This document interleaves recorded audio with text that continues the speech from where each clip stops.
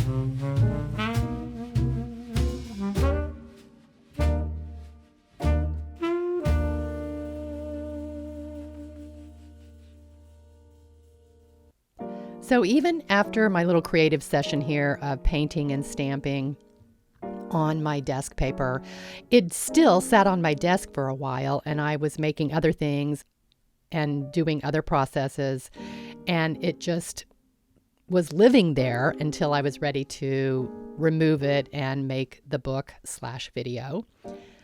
But now we're revisiting it, and we're going to make it even better. To start with, I use some of my watercolor leaves, and it's the same technique that I share in this video, where I use my stamps and watercolor to make some gorgeous watercolor greenery. And I made several of them, and wanted to have a collection to choose from as I was working in this book. It's always good to have extras too.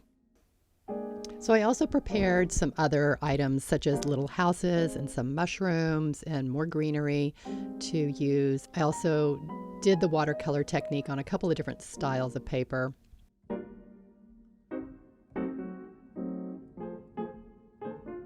And I sort of pre-prepared the book and taped some things down that I knew I wanted to put in certain places.